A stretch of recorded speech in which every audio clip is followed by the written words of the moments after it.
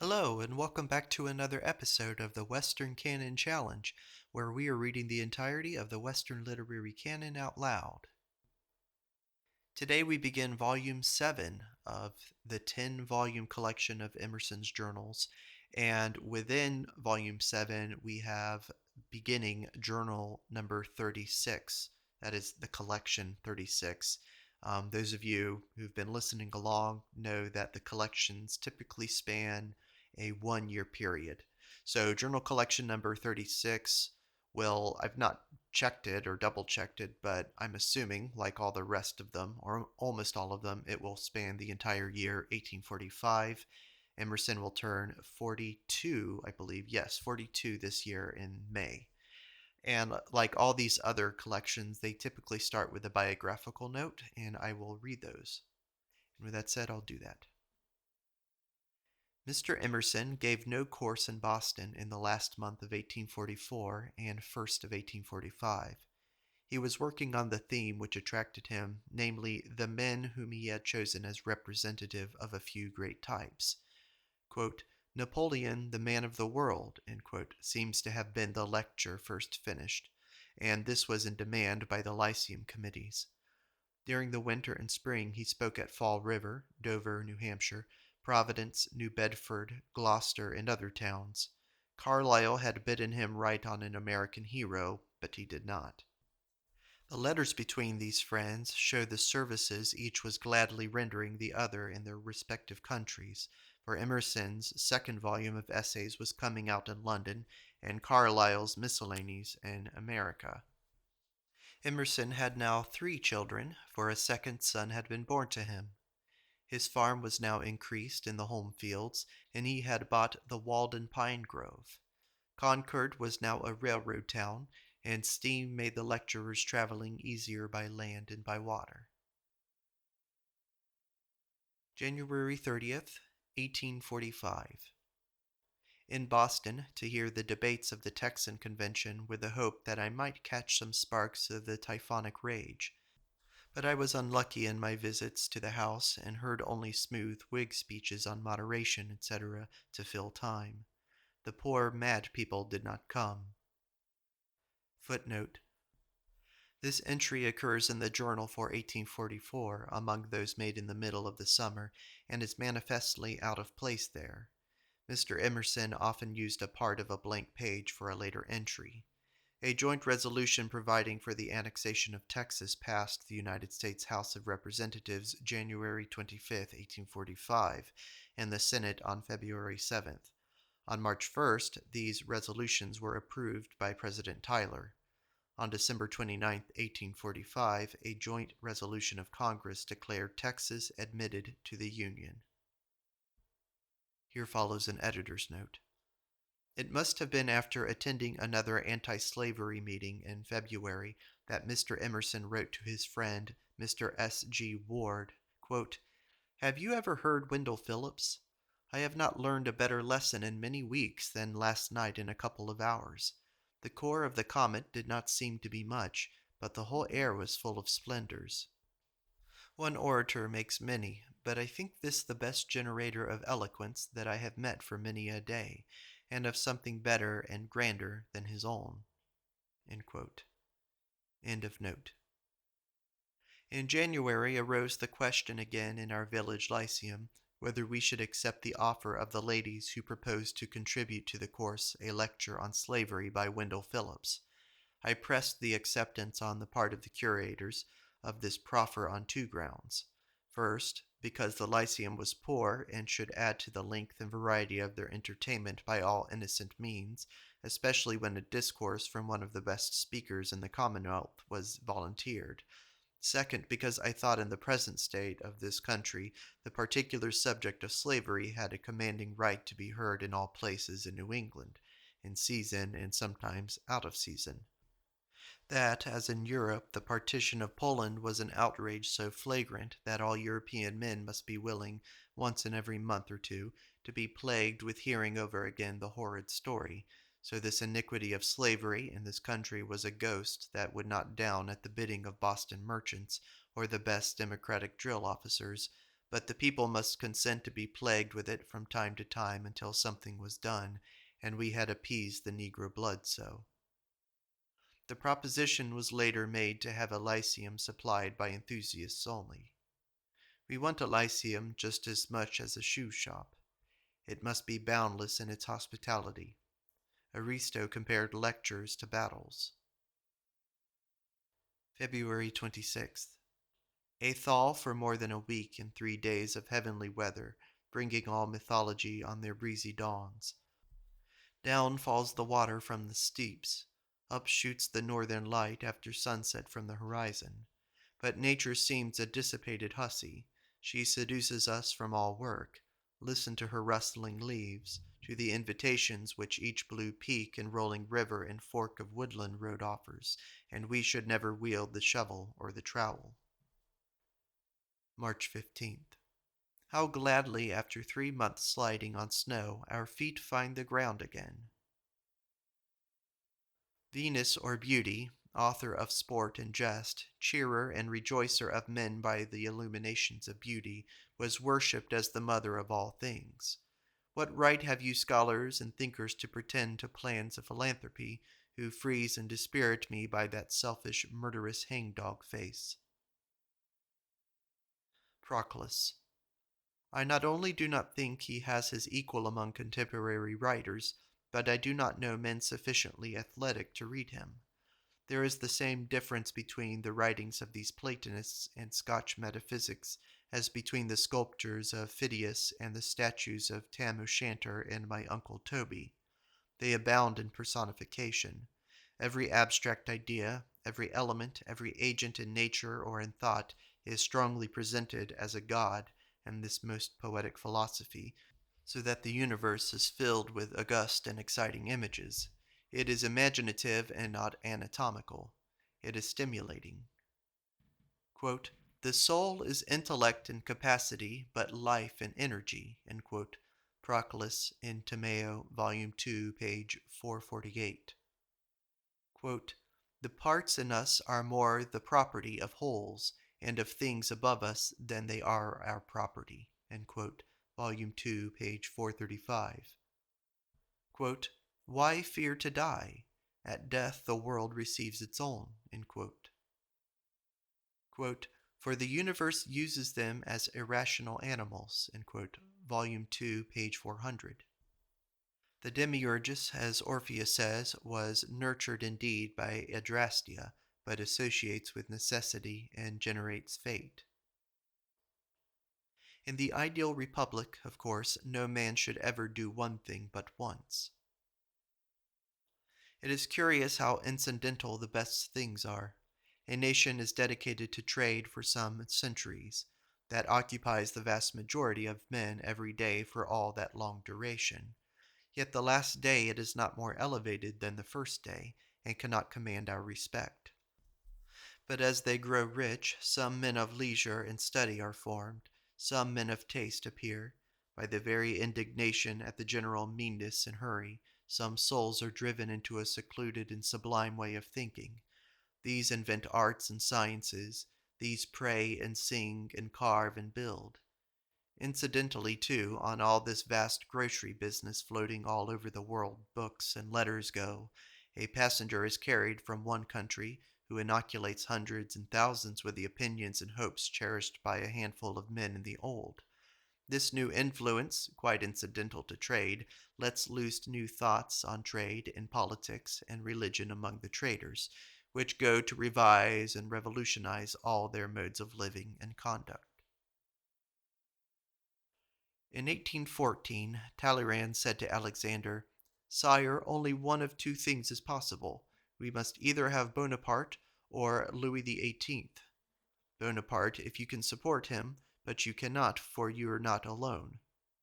We will not have another soldier in his stead. If we want a soldier, we will keep the one we have. He is the first in the world. After him, any other who may be proposed would not have 10 men to support him. I say again, sire, either Bonaparte or Louis XVIII. Anything else is an intrigue. Burian, Volume 4. Louis XVIII is a principle. Shall we say that the best physical fact is the porosity of all bodies? An iron bar is not so much a barrier as it is a road and a conductor when we have skill. And when we have sat before a mountain of obstruction for a time, gleams and flashes of light begin to play, and by it grows transparent. There shall be no Alps. We can turn them. We surrender the field to these vandal mobs of selfishness and brutality, and under their very breaths and animalism suddenly a conscience glows. The gentleman regards only beauty, so that it is almost ungenerous to report of him anything else than his most outside action. But it is a pleasure to know the leaders of our time.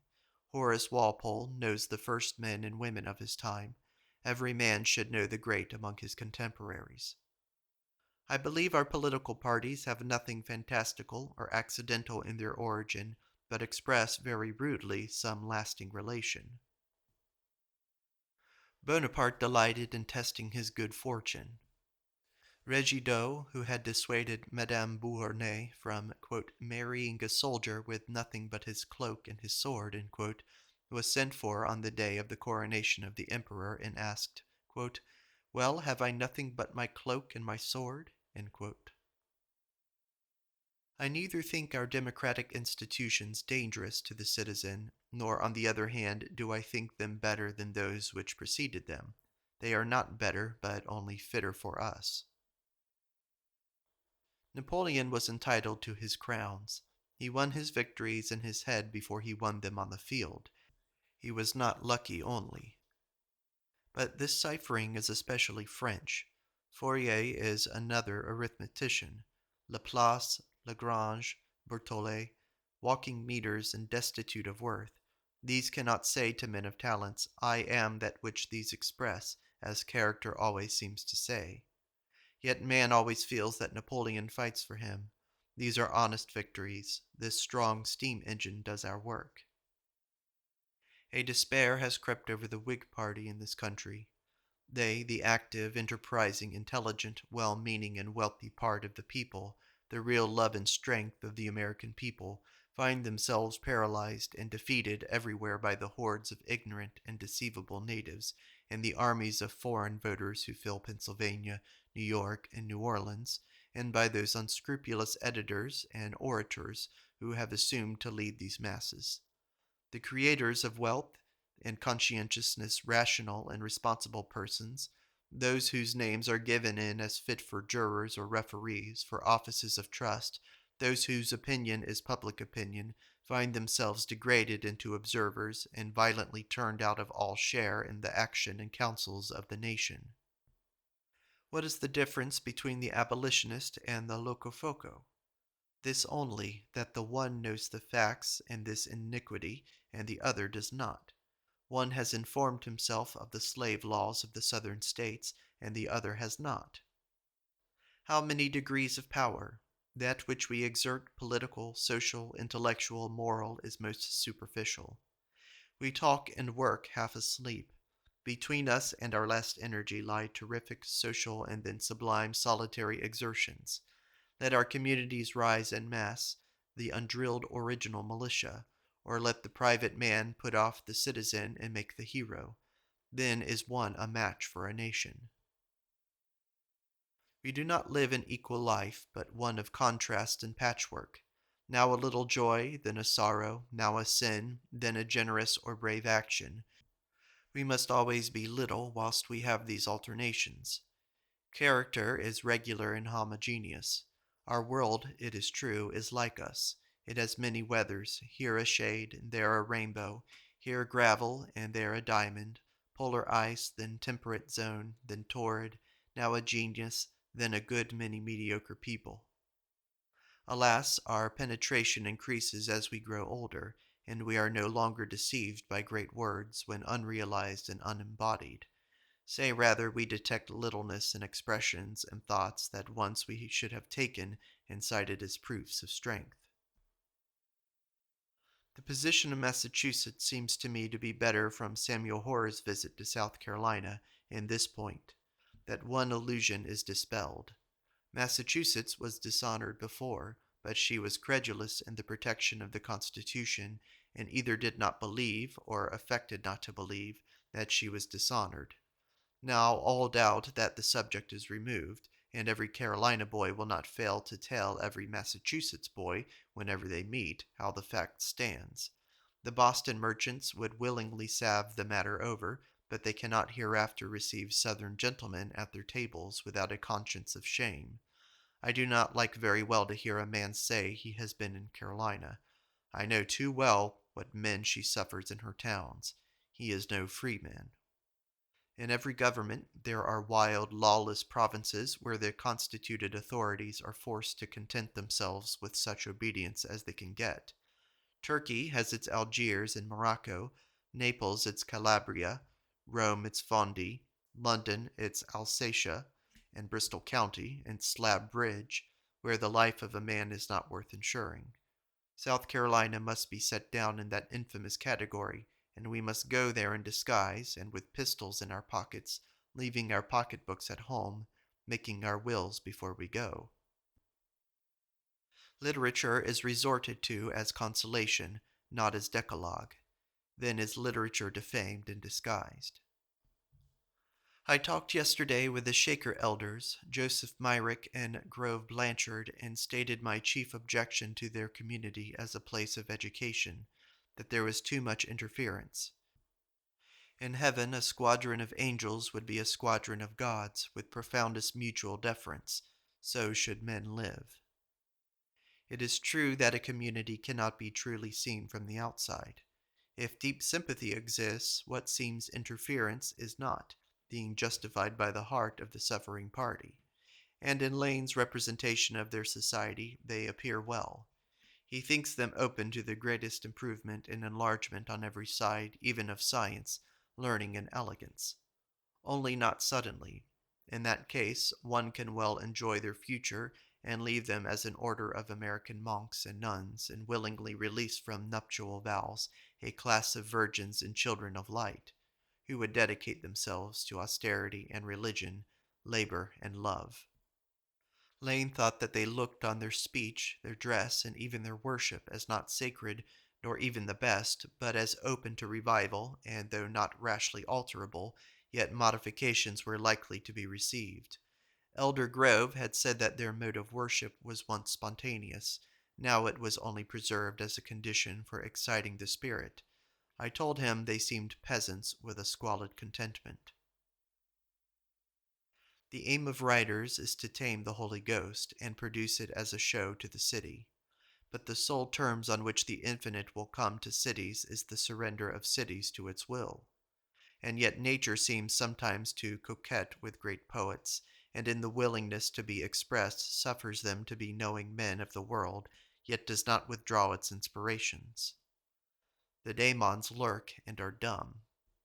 And, willing to be God, the worm flees through all the spire of form. Let us, says Prudence, attempt somewhat practicable. Why should we call meetings to vote against the law of gravitation, or organize a society to resist a revolution round the sun? In the anti-slavery conventions, and in most other meetings, I am forced to remember the clock, and regret how much time is passing, and if I spend any hour upon any history of facts, I think on this loss. But if you bring me a thought, if you bring me a law, if I contemplate an idea, I no longer count the hours. This is of the eternity which is the generator of time. Henry Thoreau said that the Fourierists had a sense of duty which led them to devote themselves to their second best. Good manners require a great deal of time, as does a wise treatment of children. Orientals have time, the desert and stars; the Occidentals have not. The state is our neighbors. Our neighbors are the state. It is a folly to treat the state as if it were some individual arbitrarily willing thus and so. It is the same company of poor devils we know so well, of William and Edward and John and Henry doing as they are obliged to do, and trying hard to do conveniently what must and will be done. They do not impose a tax. God and the nature of things imposes the tax, requires that the land shall bear its burden of road and of social order and defense. and I confess I lose all respect for this tedious denouncing of the state by idlers who rot in indolence, selfishness, and envy in the chimney corner. Common sense is the wick of the candle. Friends to me are frozen wine. I wait the sun shall on them shine. Men do blunder into victories. The compromise which prevails every day is the accepting of other people's aims for our own through these treacherous sympathies, and so this expedient civilization subsists and gets on, which pleases nobody and torments the sincere. Yet it seems of little consequence at last whether we move on other people's tactics or on our own. Experience is the only teacher, and we get his lesson indifferently in any school. I speak to A's state of mind, I write on a hint of B's learning, I enjoy myself in C's genius and tendency. E comes and says all this is wrong. Be it so, but I have always been thus facile, and here I am with prodigious enjoyments and hopes. Poverty. The worst thing I know of poverty is that if a man is dead, they call him poor fellow. Fourier is a virile mind. His system is a military one. You no longer see phoenixes. Men are not divine individuals, but you learn to revere their social and representative character. They are not gods, but the spirit of God sparkles on and about them. After this generation, one would say mysticism should go out of fashion for a long time. It makes now the stereotype turn and return of all poems and poetic prose, quote, in thyself, etc. Men are weathercocks and like nothing long. We are disgusted with history because it is precise, external, and indigent. But take up Behmen or Swedenborg, or Carlyle even, or any other who will write history mystically, and we wish straightway for French science and facts recorded agreeably to the common sense of mankind. God's ways are parabolic projections that do not return into themselves. The good Fourier does not go for virtue beyond his nose. The highest word I find in his vocabulary is the aromal, under which spiritual distinctions, such as he can recognize, should fall. We cannot spare the coarsest guard of virtue. South Carolina has placed itself in a foolish position, and we are willing she should. It is a jail in Alsatia. Leaving it to itself, it has excluded every gentleman, every man of honor, every man of humanity, every freeman from its territory. Is that a country in which I wish to walk, where I am assured beforehand that I shall not meet a great man? That all men are cotton gins? Where a great man cannot live, where people are degraded, for they go with padlocked lips and with seared conscience? I am far from wishing that Massachusetts should retaliate. If we could bring down the New England culture to the Carolina level, if we were cart-whipped gentlemen, it might be possible to retaliate very effectively and to the apprehension of Southerners. Shut up Mr. Calhoun and Mr. Rhett when they come to Boston as hostages for the mulattoes and Negroes they have kidnapped from the caboose and the cabins of our ships. But the New England culture is not so low. Ours is not a brutal people, but intellectual and mild. Our land is not a jail. We keep open house. We have taken out the bolt and taken off the latch and taken the doors off the hinges. Does South Carolina warn us and turn us out and then come hither to visit us? She shall find no bar. We are not afraid of visitors. We do not rig curfews, nor give passes, nor keep armed patrols from Berkshire to the sea. Our roads are open from New Hampshire to Connecticut. The land is without a guard. We have no secrets, no fears. For her flying slave and for his degraded master here is rest and plenty and wisdom and virtue which he cannot find at home. We don't expect a sovereign state to treat us like a footpad, but South Carolina does so treat us. The doctrine of South Carolina proves too much. But new times have come, and new policy, subtler and nobler and more strong than any before. It is the inevitable effect of culture, it cannot be otherwise, to dissolve the animal ties of brute strength, to insulate, to make a country of men, not one strong officer, but 1,000 strong men, 10,000. In all South Carolina there is but one opinion, but one man, Mr. Calhoun. Its citizens are but little Calhouns. In Massachusetts there are many opinions, many men. It is coming, I hope, to a pass when there shall not be the Atlas and the Post, the Daily Advertiser and the Courier, but these voices shall lose their importance in a crowd of equal and happier men. And such shall their influence be. Every one a new and finished man, whom the rogue shall have no increased skill to meet by his dealing with his predecessor, but here is a new accuser, with new character and all the majesty of wisdom and virtue. 'Tis always time to do right, and perhaps at a time of disaster which certainly grows out of our social wrongdoing, a wrongdoing to which we have made ourselves parties, is the very hour when we should throw in a noble expiation. We live in Massachusetts, see the Indians only as a picturesque antiquity. Massachusetts, Chalmut, Samoset, Squantum, Nantasket, Narragansett, Assabet, Muscataquid. But where are the men?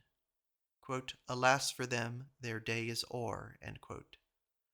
Well, this feeling still honors the race. Hiawatha, Wyoming. We thank them for names. Indian relics, arrowheads. He is the oldest man.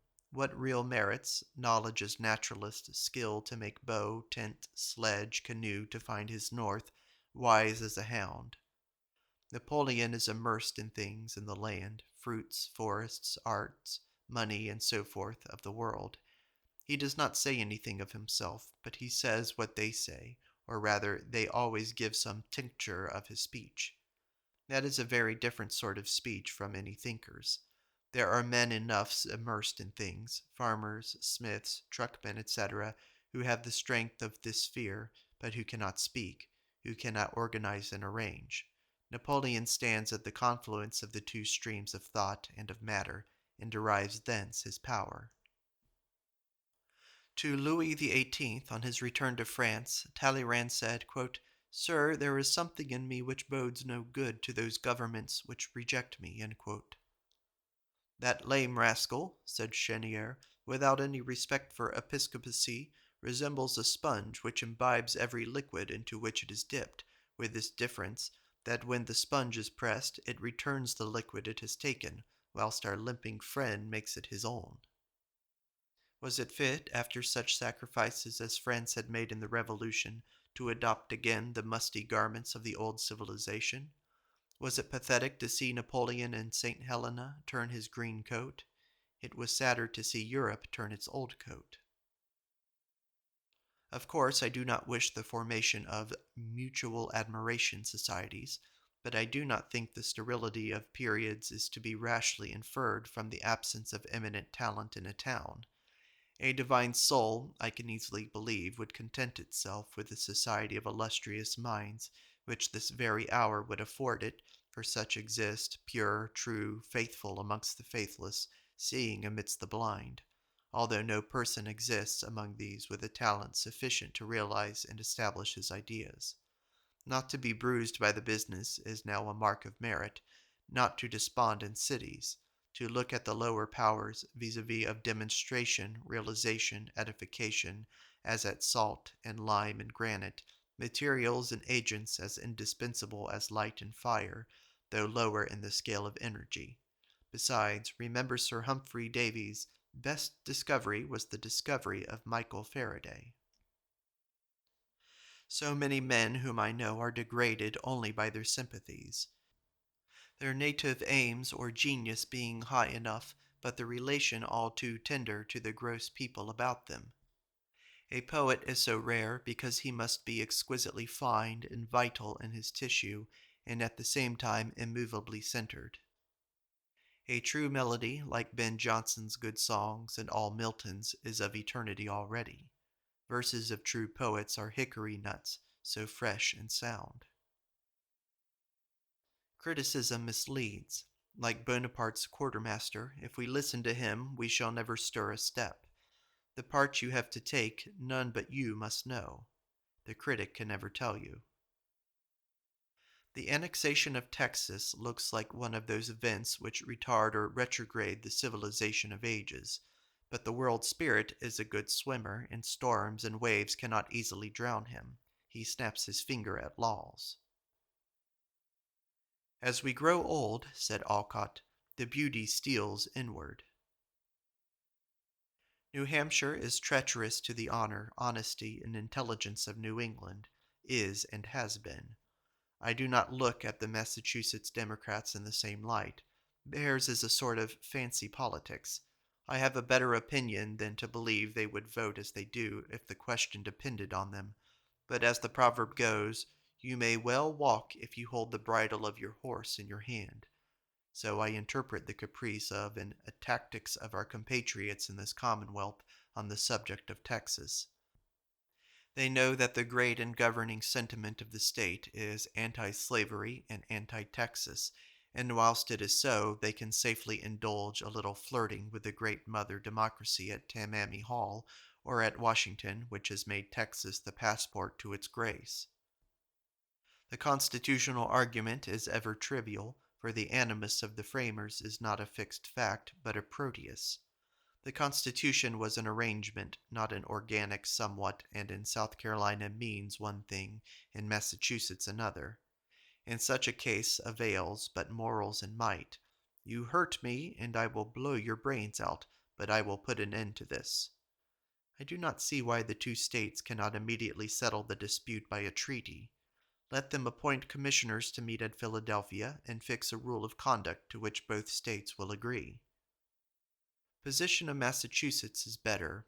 1. That it is explained. 2. That South Carolina is self-punished by the exclusion of every virtuous man from Alsatia. The following is a short quotation from the Iliad, chapter 20, page 131, or at least line 131. For gods revealed are terrible to look upon. March. Plato. A terrific motive power. He touches things and they spin. The solar system is fast becoming a fine transparency. Yet to women his book is Mohammedan. In the Republic, Book 3, Plato declares that his quote-unquote guardians shall not handle gold or silver, but shall be instructed that there is gold and silver in their souls, which will make men willing at all times to give them without money that which they want. A coinage not corruptible, for with this organic gold we can buy bread and garments and tools, but cannot make an ill use of it, to buy comfits and brandy. Pherecydes Cyrus wrote, Jove is a circle, triangle, and square, center, and lined in all things before all, which indicates profoundness of perception. We say then of a Jove-like soul, like Plato's, that he at once shows the evanescence and the centrality of things. Things are in a flood and fixed as adamant.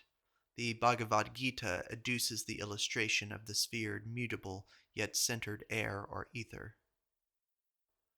The English nation is full of manly, clever men, well bred, who write these pungent offhand paragraphs in the literary and poetical journals. It is a coup de force. All this is convenient and civilized, but I had rather take very uncultured, inornate, irregular, very bad poetry with the chance of now and then an urgent, fiery line like threads of gold in a mass of ore.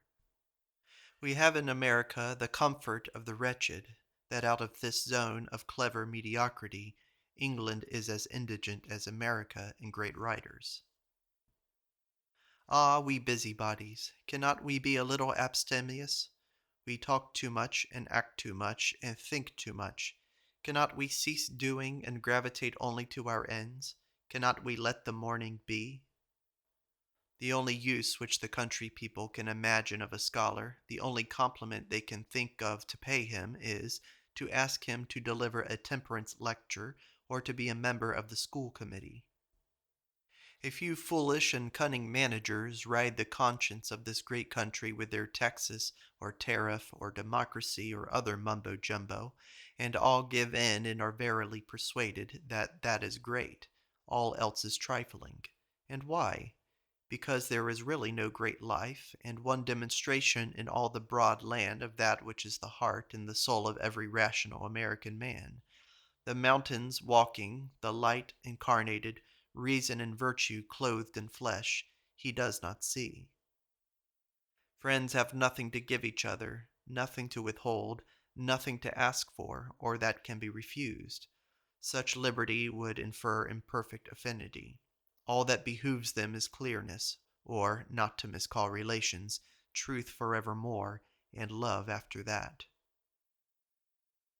Men of talent create a certain artificial position, a camp in the wilderness somewhere, about which they contrive to keep much noise, firing of guns and running to and fro of boys and idlers, with what uproar they can. They have talents for contention, and they nourish a small difference into a loud quarrel, and persuade the surrounding population that it is the cause of the country and of man. But the world is wide. Nobody will go there after tomorrow. The gun can defend nothing but itself, nor itself any longer than the man is by. But genius flings itself on real elemental things, which are powers self-defensive, which first subsist, and therefore resist unweariably forevermore all that opposes. Genius loves truth and clings to it, so that what it says and does is not a wilderness or a by-road visited for curiosity or forgotten, but on the great highways of nature which were before the Appian was built, which all men and angels travel, and he holds fast these, a cement and comfort of the social being of men. The scholar does not fall into the existing forms and professions. They may fall into him, but is guided in his selection by religion and necessity. Seashore. An imaginative man with a good hand. The imaginative practical. Imagination is suspected, the mechanical is despised. Write the solid and the ethereal for the divine. Yet can he, the scholar, explain life? Can he unfold the theory of this particular Monday? Can he uncover the living ligaments, concealed from all poets, which attach the dull men and things we converse with to the splendor of the first cause? I have found a subject on the use of great men, which might serve a Schleiermacher for monologues to his friends. But in the first place, there should be a chapter on the distribution of the hand into fingers, or on the great value of these individuals as counterweights, checks on each other. What a satisfaction, a fortress, a citadel I find in a new individual who is undoubtedly of this class. How much now Schelling avails, and how much every day Plato. What storms of nonsense they silently avert. No, it is not part of merit of a man to make his stove with his own hands, or cook and bake his own dinner. Another can do it better and cheaper, but it is his essential virtue to carry out into action his own dearest ends, to dare to do what he believes and loves. If he thinks a sonnet the flower and result of the world, let him sacrifice all to the sonnet. If he loves the society of one or of several friends more than life, let him arrange his living and make everything yield to the procuring him that chief good. Now we spend our money for that which is not bread, for paint and floor cloths, for newspapers, and male and female servants that yield us the very smallest fraction of direct advantage. The friction of this social machine is grown enormous, and absorbs almost all the power applied. We are bound hand and foot with our decorums and superstitions. England has achieved respectability at what a cost? America, with a valet's eyes, admires and copies in vain. Art requires a living soul. The dunces believe that, as it must, at any one moment, work in one direction, an automaton will do as well, or nearly, and they beseech the artist to say in what direction. In every direction, he replies, in any direction or in no direction, but it must be alive. Love has that temperance for which asks for nothing which is not already on the moment granted. You have, O Socrates, said he, like a statuary, made our governors all beautiful. And our governess likewise, Glauco, said Socrates, for do not suppose that I have spoken what I have said any more concerning the men than concerning the women, such of them as are sufficient genius. Republic, Book 7. Does the same skepticism exist at all times which prevails at present in regard to the powers of performance of the actual population? Edmund Hosmer thinks the women have degenerated in strength. He can find no matron for the else possible community. The men think the men are less, a puny race, and George Minot thinks the cows are smaller. Conservatism has in the present society every advantage. All are on its side. Of those who pretend to ideas, all are really and in practice on the side of the Senate. They know that if they should persist in actualizing their theories, it would be all convulsion and plunging. Their talk is the mere brag of liberalism. Yet, they like to feel their wings. The soul, with Plato and Phaedrus, likes to feel its wings, and they indulge themselves with this religious luxury, assured that, though the lion is yet as only half disengaged from the soil, the dream of today is prophetic of the experience of tomorrow. Bonaparte represents the businessmen's party against the morgue, but the morgue is only the businessmen's party gone to seed. The lesson he teaches is that which vigor always teaches, that there is always room for it. He would not take no for an answer. He found impediments that would have stopped anybody else, but he saw what gibbering, quaking hosts they were, and he put his hand through them. Genius always sees room for one man more. He makes room for many. Bonaparte replied to Bourrienne when he showed the difficulty of getting acknowledged by the old neighboring families of Europe, "If it comes to that, I will dethrone them all, and then I shall be the oldest sovereign among them." For really society is at any time only a troop of thinkers, and the best heads among them take the best seats. It is with the prizes of power and the place as it is with estates. A feeble man can only see the farms that are fenced and tilled, the houses that are built. At the end of the town he is at the end of the world. The strong man sees not only the actual but the possible houses and farms. His eye makes estates and villages as fast as the sun breeds clouds. Poetry must be as new as foam and as old as the rock. Thomas Taylor calls Bacon's Novum Organon, quote, "the baseless fabric of a vision," end quote. General Introduction to Plato. The puny race of scholars in this country have no counsel to give, and are not felt. Every wretched partisan, every village brawler, every man with talents for contention, every clamorous place hunter makes known what he calls his opinion, all over the country, that is, as loud as he can scream. Really, no opinions are given. Only the wishes of each side are expressed, of the spoils party, that is, and of the malcontents. But the voice of the intelligent and the honest, of the unconnected and independent, the voice of truth and equity, is suppressed. In England it is not so. You can always find in their journals and newspapers a better and a best sense, as well as the low, coarse party cries. I have now arrived at a perfect selfishness on the most enforced consideration, for I am constrained by many lapses and failures to proportion any attempts to my means. Now I receive daily just so much vital energy as suffices to put on my clothes, to take a few turns in my garden and in my study with a book or a pen in my hand. If I attempt anything beyond this, if I so much as stretch out my hand to help my neighbor in his field, the stingy genius leaves me faint and sprawling. I must pay for this vivacity by a prostration for 2 or 3 days following. These are costly experiments to try. I cannot afford 2 or 3 days when I count how many days it requires to finish one of my tasks, so I grow circumspect and disobliging beyond the example of all the misers. My kings and exemplars are St. Hunks and St. Ulwas. Degrees. Do you think nobody would be the poet if he could be the hero? And do you think the painter cares to be the subject which he paints? I cannot even find that a woman wishes to be her lover, though she wishes to be united to him. There are steps and limitations in the universe, and not a huddle of identity only. What argument, what eloquence can avail against the power of that one word niggers? The man of the world annihilates the whole combined force of all the anti-slavery societies of the world by pronouncing it.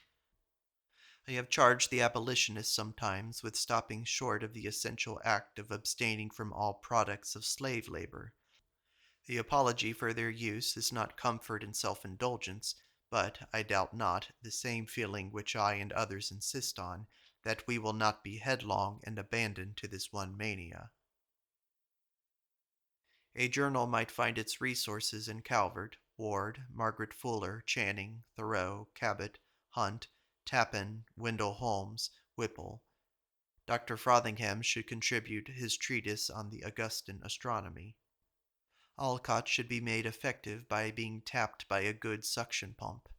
Hawthorne, Tuckerman, the botanist, Parker, Hedge, Lane, George Curtis, Ellen Hooper, J. F. Clark. In reading books, as in seeing men, one may well keep, if he can, his first thoughts, for they will soon be written over by the details of argument and sentiment in the book, and yet they are a juster judgment of the book than a digest of the particular merits can yield. As W.T. said of the first impression of a face, that after your friend has come and gone many times, and now is long absent, that first seen face comes back to the memory, and not the more intimate knowledge of recent days. Is it not good that the muse should not govern, that men of thought and of virtue should be at leisure and ridiculously vacant, and to seek, rambling ingloriously in woods and by seashores, that things should be left to themselves, as now in America all goes to a merry prosperous tune, good and bad is done, government is not felt, and the governors have an idle time of it? The eager Shaker charged Adam with the capital sin of generation, and all his posterity with the same, compromising the existence of Mother Ann, and of the accuser himself with sincere absurdity, and most of our criticism is of the same web. All the arguments are against literature, yet one verse of a poem will blow them and me away. Ballads show the indifferency of subjects, times, styles, and manners. This is the end of Part 1 of Emerson's Journal Collection number 36, dating from the year 1845, when the author was 42 years old. Thank you for listening.